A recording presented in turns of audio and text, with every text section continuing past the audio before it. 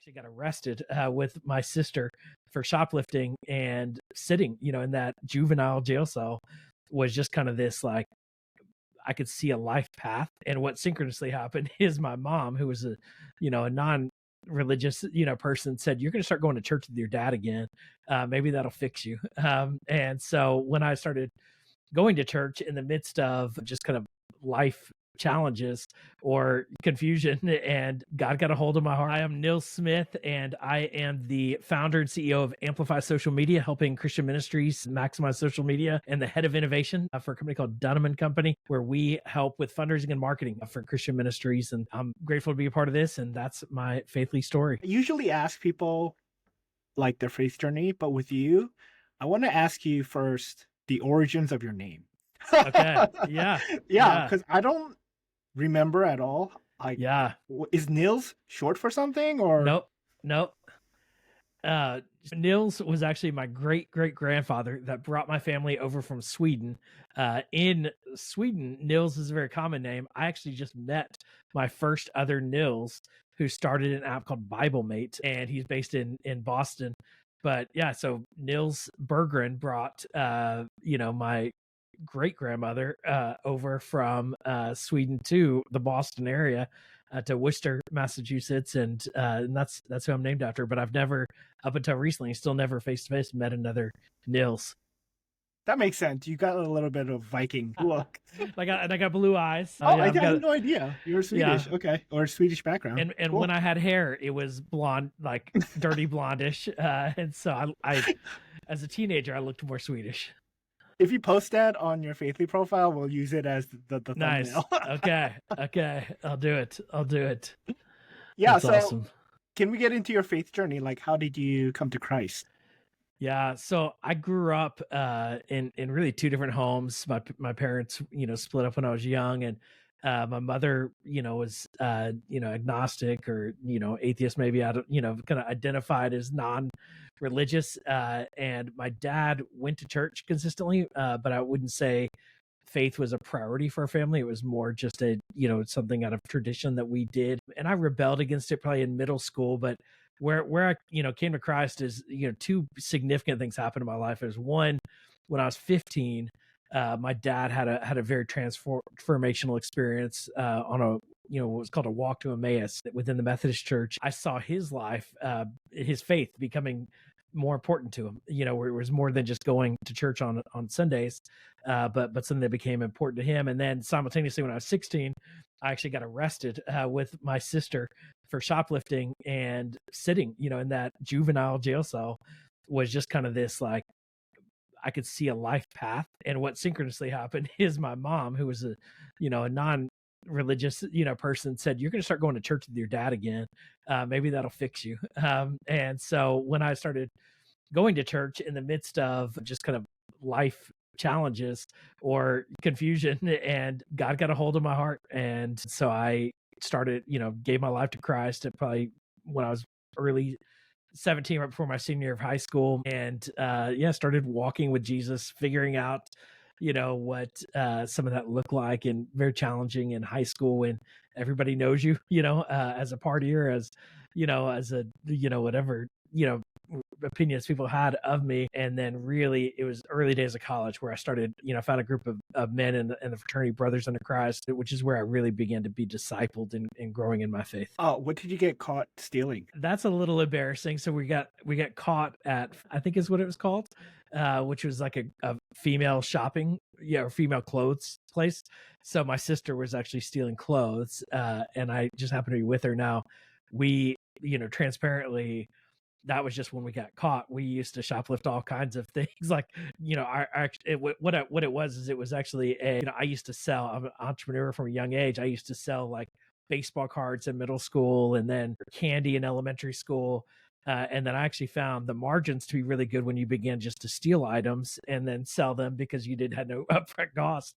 Now there were other costs that later became associated with it, but our top product was a Guess wallet.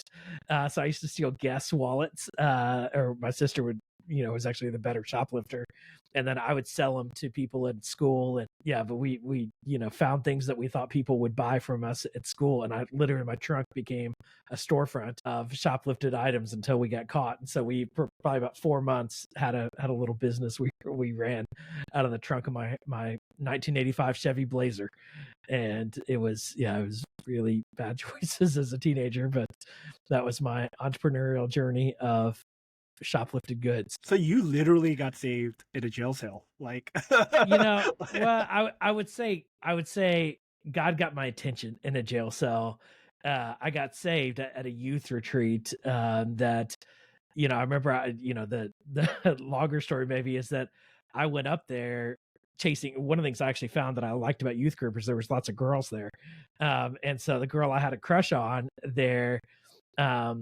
I kissed another girl on the bus on the way to this retreat, and she found out, which ruined my chances for her at this retreat. So it kind of forced me to pay more attention at the retreat.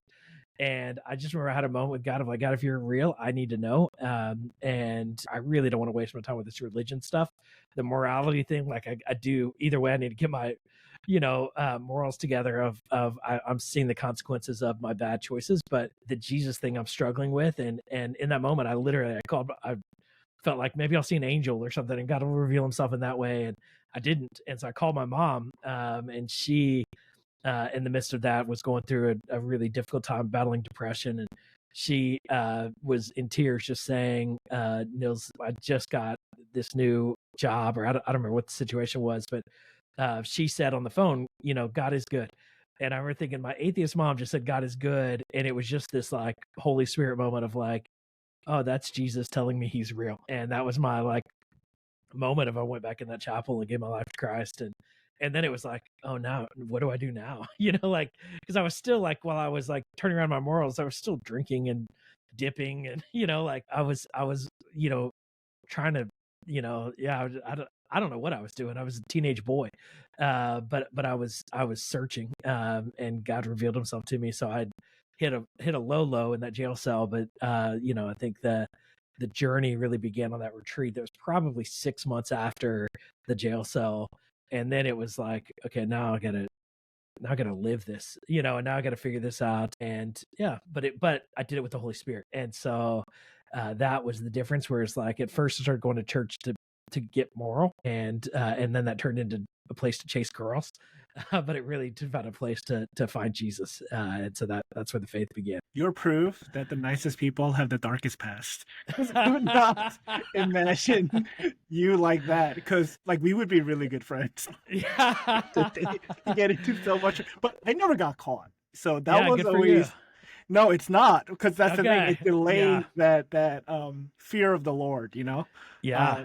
But luckily I hung out like with church people more as I got Yeah. older. So Yeah. it just like that kind of life and those friends kind of naturally faded away. Yeah. Um, Yeah. yeah, I more flipped a switch in my journey. Now I flipped a switch, and I remember going home from that retreat and like, oh, I've got to like, I can't speed anymore. And then it was like, I don't know, can I speed? Can I not? Or, and then it was too, some of the things like dipping, like I really enjoyed dipping tobacco. And that was really hard to, man, this Jesus thing is cool, but the moral thing, I actually kind of like these sins, like, but I remember I stopped speeding, and I was like, oh, I don't have to look out for cops all the time. Maybe not speeding isn't that bad. And I remember like when I stopped dipping, I was like, after probably like 2 weeks, I was like, that's actually kind of gross. And so there are certain things where it's like God just took the desire for some of those sins away. Now, obviously, there were other desires. One of the things that I remember, I had a youth pastor that said, I think you should not date for a year. And I was like, I'm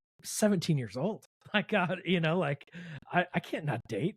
But I did. I made a commitment. Now, I wouldn't maybe be perfect in that, but I remember though, I put my focus on Jesus, in those beginning days.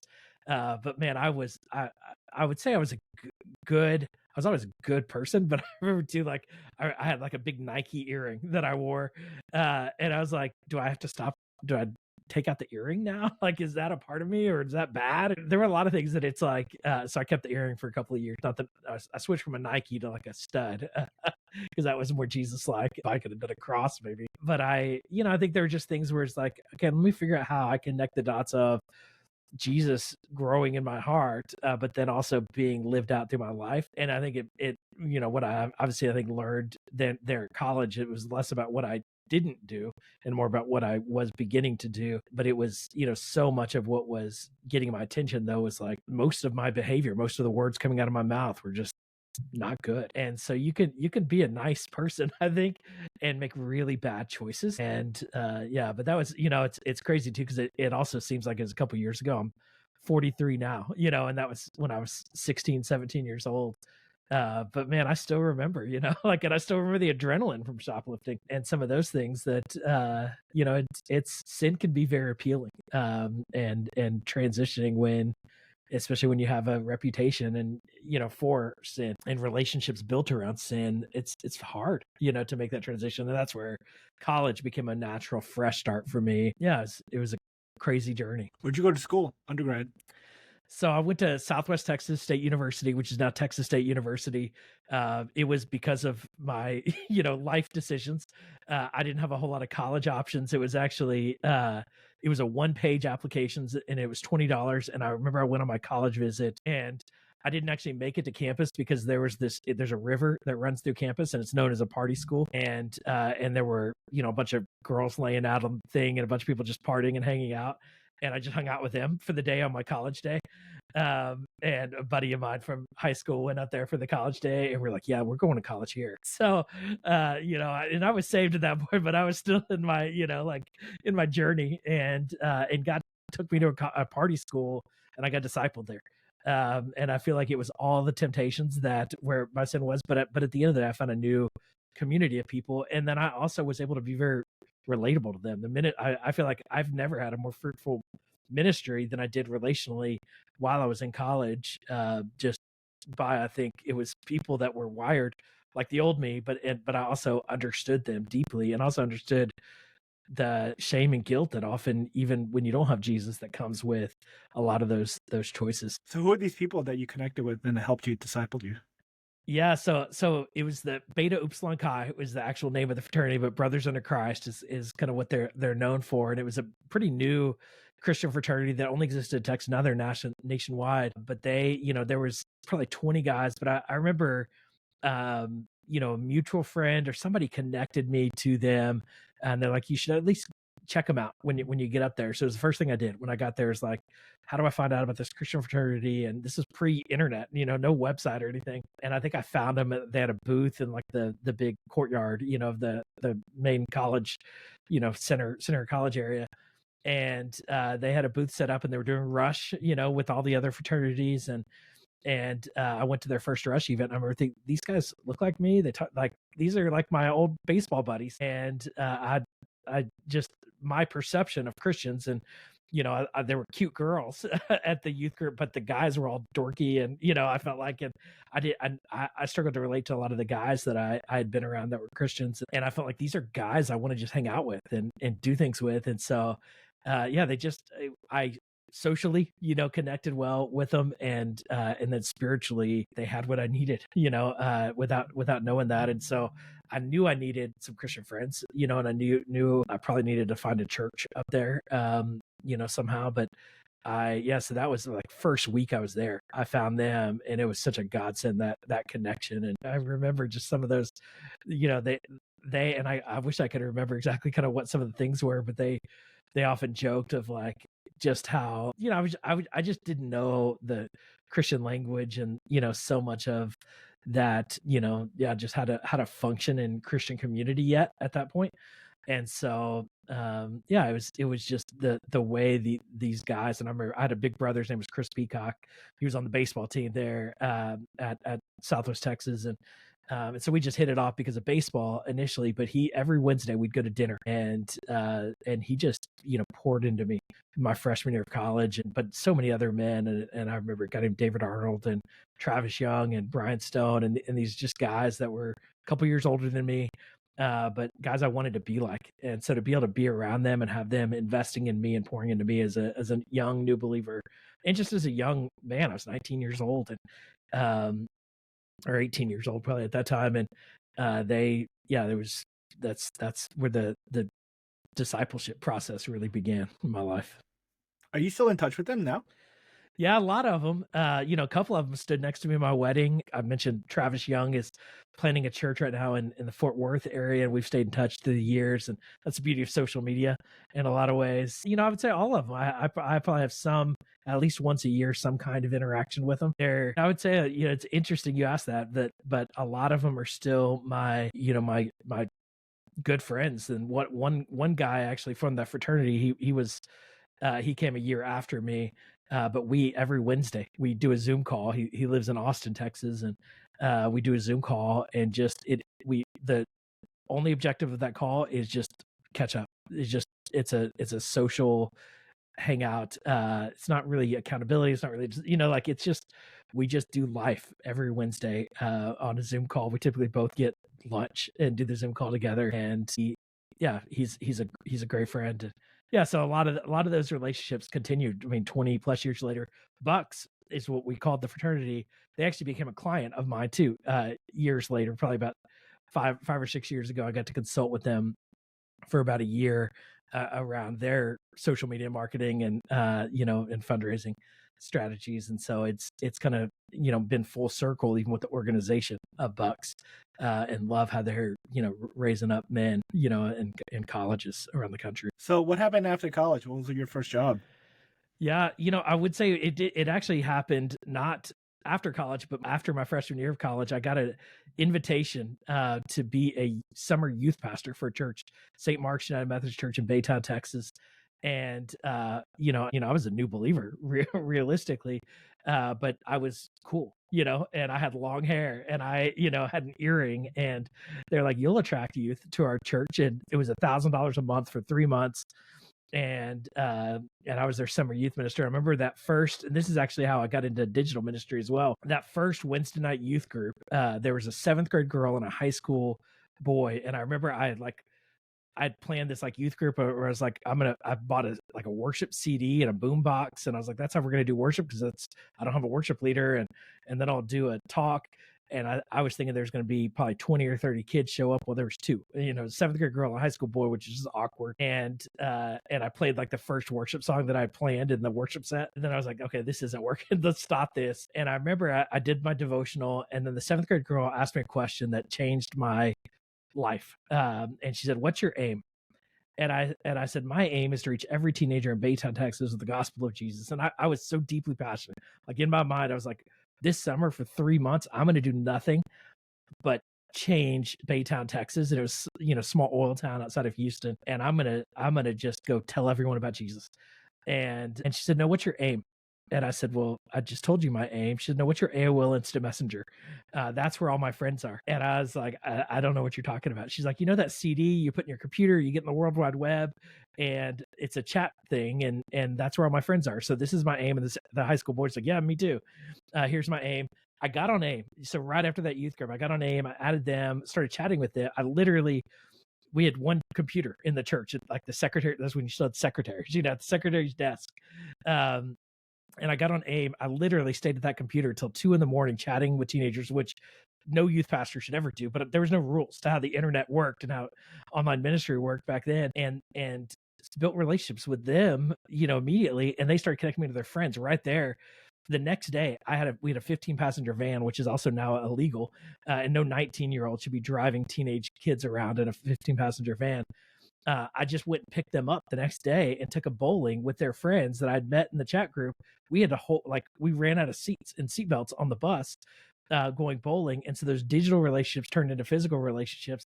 And so that summer, I just chatted with every teenager that they would connect me to, shared gospel. I had more than a dozen kids accept Christ in a chat room on AIM that summer, and we had more than 30 kids accept Christ in our gatherings on the Wednesday night youth group. So we did a big lock-in at the end of the year that we ended up with like over 50 kids at this thing from 2 kids, and it was just those digital relationships became in-person relationships, and that was my summer in youth ministry.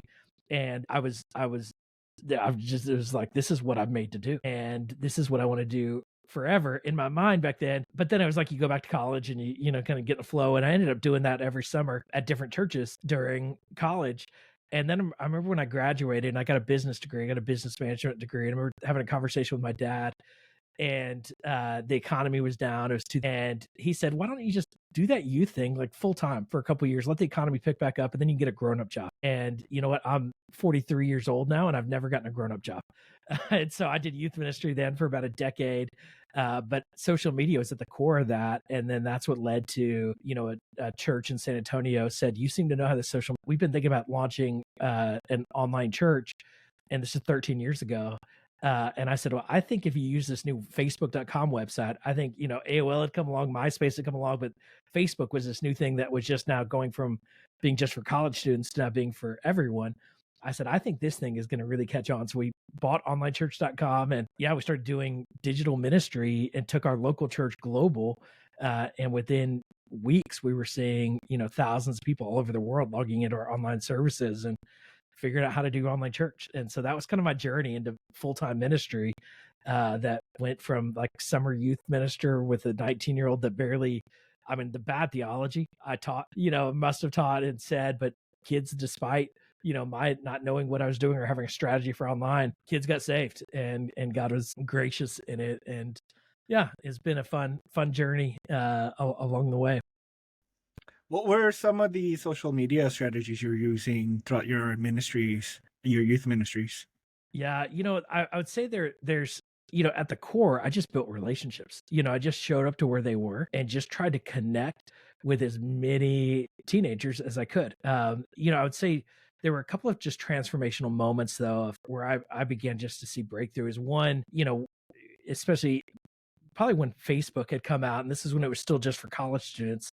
They had opened up where you could run ads on it, and I was running a college ministry for, like we did youth and college, and our college ministry was maybe 20 college students in a Bible study, and I started running Facebook ads, spending I think $10 a week on Facebook ads. Within like a month of doing that, we had tripled our group. We had over 100 people in the room because Facebook ads are super cheap. You could target them to just college students in San Antonio to come be a part of this Bible study. I was like, what do we do with this? And so we ended up growing that college ministry to over 200 college students, all through Facebook ads.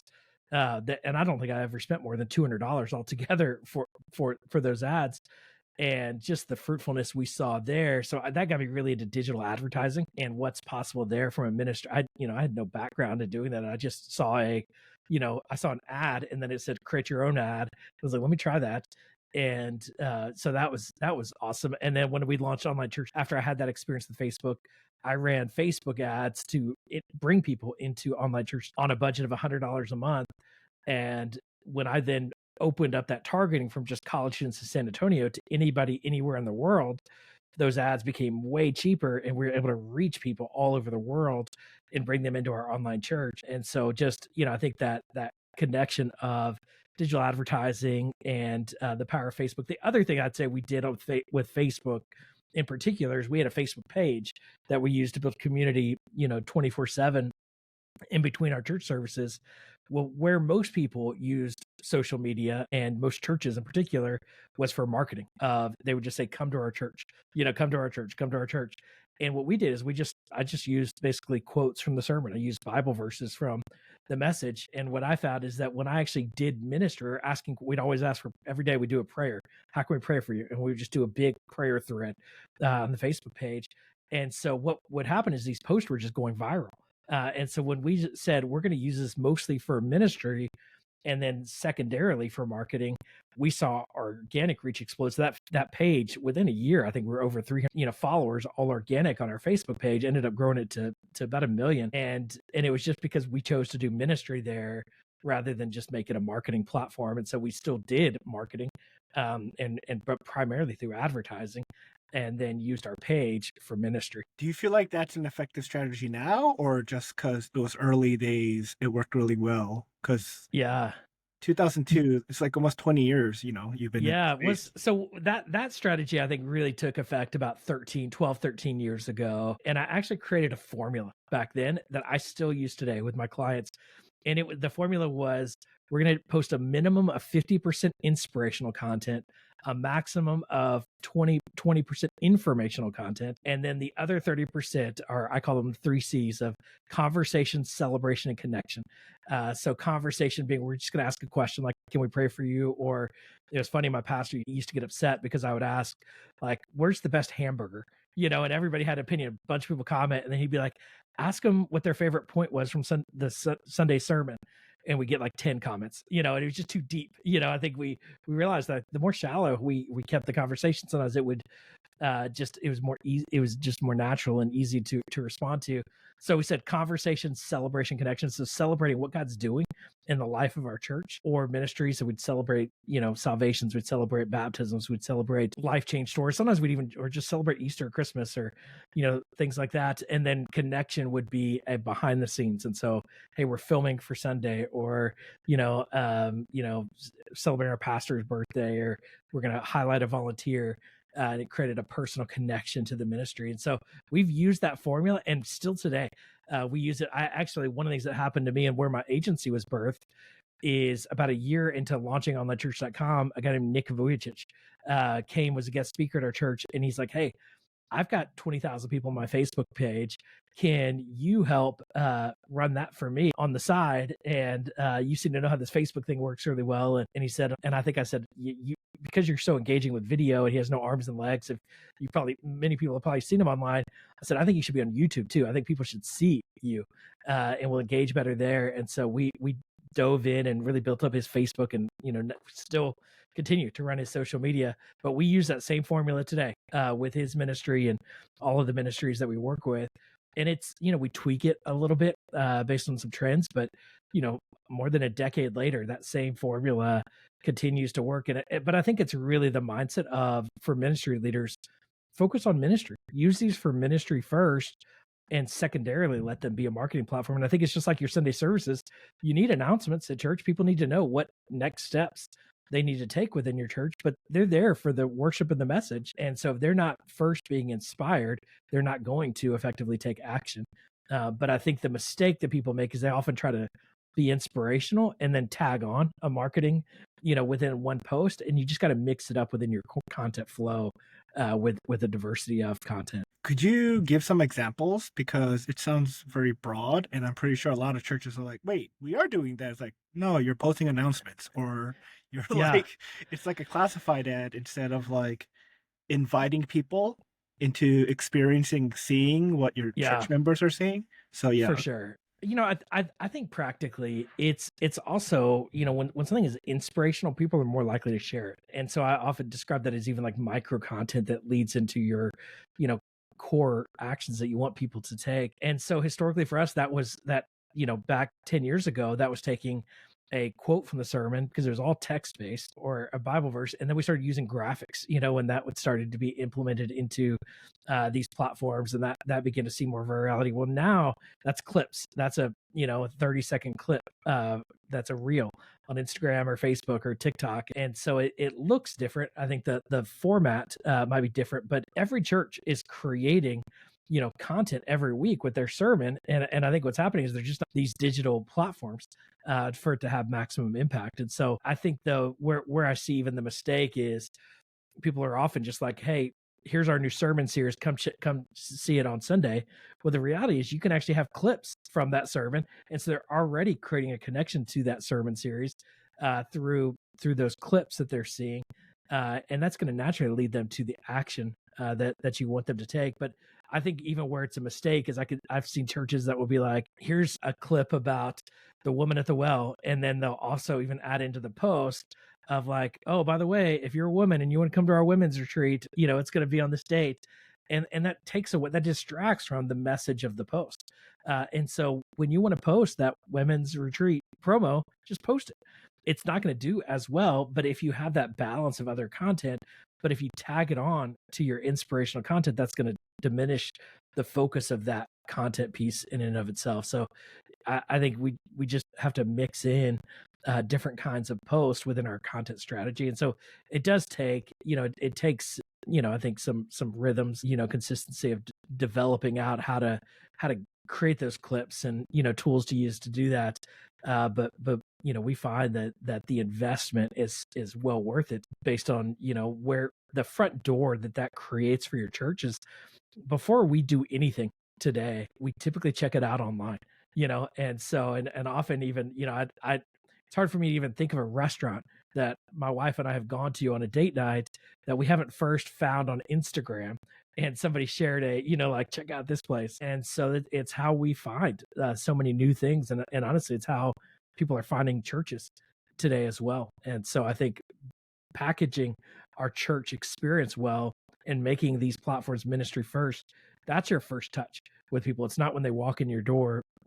They're likely checking you out on social media first, then going to your website and then finding your Sunday services and then showing up at your church. But there's that process before somebody's going to commit their time to showing up. And so social media is what I found to be the best front door for churches today. Yeah, I totally agree. I think even before I did like Faithly stuff, I didn't really get into all the social media stuff because I think I just had a very traditional mindset of just organically, relationally, but just the ramp up of technology and the speed in which information travels, I realized, oh no, social media actually is a tool, and if anything, Christians should be pumping out more content because there's just a lot of not great content. So might as well be inspirational Yes. and switch that nobody likes. It's like, Yeah. let just this thing be the thing, right? And let the other thing Yes. be the thing. And don't like try to manipulate like an inspirational quote and then be like, oh, 9.99, just buy this thing. Yes. Like, I think there was like a Yes. commercial in Vietnam, one of the Asian countries, about the dad and like, he's like struggling and helping the daughter. And then it's like an ad for like something, just like feels super manipulated. Yes. Yeah, I'm realizing more and more the importance of just engagement. Because if people are Yes. engaged, and that means they're interested and they're Yes. invested, and those are the kind of people you want to bring into your church because they're like, oh, like I want to be here rather than I was like Yes. forced to be here. So, in your opinion, with the current landscape of how social media is, like where do you feel like we are currently, and where's it headed with like AI and like with the Apple Vision Pro coming out, everyone's going crazy about Yeah. that, and like, yeah, so like what is your thoughts on all that in the future of how we would use technology in engagements outside of what we're doing now? Yeah, it's a good question. I think practically where social media is today is it's probably 95% video today. And so I think YouTube in many ways is replacing television. And so where you and I probably flipped channels growing up, my kids just know how to search YouTube, and it learns us and it feeds us what we want rather than having to like flip channels to find what we want. And so I think you're seeing that TikTok's algorithm is unbelievable, and now it's being copied by these other platforms of short form vertical video. So you see kind of all platforms moving to video, and that becoming more and more significant part of what we're consuming. So when we think about what content we want to create to reach people, I think we've got to be thinking about video. The AI side of it, I think it's, there's so many things that it can help with, from there's tools like Opus Clips that can help create basically sermon clips for you. I think tools like Canva that can do graphic design for you with AI integrations. There's tools like ChatGPT that can actually design your sermon series logo, or things like that with their Dolly integration. One of the tools that I've been using a lot with some clients is just ChatGPT. You can teach it. You can basically feed it the transcripts of your sermons, and then just say, hey, based on the voice you've now learned from our pastor, can you write an email or draft an email, and then you edit it. And so I think there's just these integrations that it just is going to create a lot of efficiencies for some of the processes we do. And I think the advantage that is to church leaders that lean in is it's creating efficiencies so that people can do what only people can need to do. And so I think it's going to allow for more pastoral ministry rather than like behind a computer editing videos or creating graphics, and websites are going to better optimize themselves. And so there's a lot of tools that are creating some efficiencies. I think there's some darkness to it of like past, you think about all the fake accounts that are created of pastors and some things like that, or deep fake technology that will impersonate, maybe adjust to bad theology sometimes.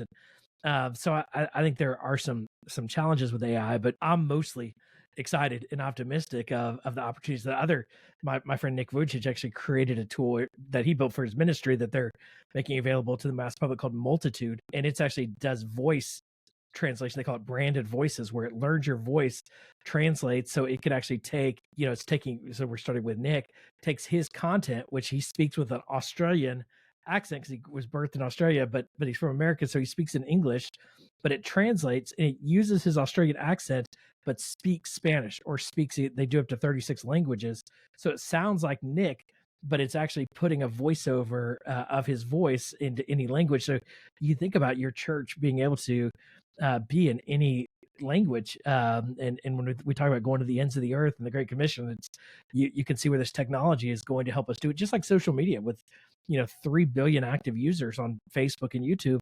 Like, that's helping us go to the ends of the earth in a lot of ways, but it's also helping us go into our local communities more effectively as well. So I think there's some really interesting innovations that are happening when it comes to VR. When you think about the Apple Vision Pro and what's happening there, I tested VR probably for the first time 8 years ago, and I remember thinking, this is the future. And I actually own the domain virtualreality.church because I was like, we're going to do church in virtual reality. I've seen churches do that. I think a lot of churches I'm typically seeing churches be late adopters to things. I think more churches have actually been too early of adopters to virtual reality. I think what I've experienced so far has, maybe reached a few, but there's just not mass adoption there yet. But I do think that there's just an inevitable future of they're kind of saying that VR or augmented reality, as well as kind of the last computing platform, the final computing platform is what a lot of people are calling it. I think actually Neuralink is what that actually will be, but or that type of technology that is implanting things into our brains, and that gets really scary and dark. But virtual reality, I think it really immerses us into an environment, and I get really excited about what I think of like virtual reality devotionals, and even Apple has already created a meditation app. I think that's going to be a pretty neat technology. I think 360 video, if you've ever experienced that, it's as if you could be at a concert or a sports venue and be sitting on the front row and experience it as if you're in the room. I think we're going to do church, and some people can experience church that way. I don't think that's going to replace church, just like online church hasn't replaced church. So I think there's some cool opportunities there. I think right now, though, the technology that churches need to pay attention to is AI, and how to integrate AI systems into your processes that are going to create efficiencies. I think virtual reality, augmented reality, that type of technology is still probably 5 to 10 years away from mass adoption on how to effectively govern a lot of these innovations, and we need guardrails around this, just from a societal standpoint. You even take out the faith side of it. I'm like an extreme, like, pure libertarian, because like my guiding principle is like everyone is personally responsible, because we're gonna all face judgment. And I don't mean in like a scary, condemning way. It's just like God's a light. He's gonna show everything that you don't even realize about yourself, and then you're gonna either be really humbled or just like double down, be like, no, right? So I think people should be allowed to do anything, like even if it's self-harm. It's like if you want to do that with your life, that's great, as long as it's not hurting other people around you. So that's the context I'm going to say this. I no longer trust anything man-made, because like I grew up with technology, like in the 90s and like our generation is like so special. We're like at the precipice, and now at the dawning of like AI. It's a movie. I'm living a movie. Totally. But understanding that like anything man-made like is like only 99% perfect. Do you know what I mean? Yeah. There's always this ability to like things fail. Just even like how neutrinos work, and like flips a bit and like your computer crashes. So that's why I would not trust it personally, but I would be like I would have you on the podcast and talk to you and ask you experience. Because I do think like advances in technology should help people decide what kind of quality of life they want, right? Because this is all a personal choice. But for me, as long as it's outside and it's part of my five senses, I'll use it. Because the other stuff is like I'm now learning how to not be so dependent on technology. You know? Like there was a time in my life where if I couldn't find my phone, I'd be like in the worst mood, and like my life would be over. But now it's oh, okay, I guess no one could contact me. That's kind of nice, right? Or I'm like hiking. Yeah. It's like so. Yeah, all that to say, like, yeah, everybody, you do you, but Yeah. Danny Yeah. is staying far away from trusting any man-made stuff.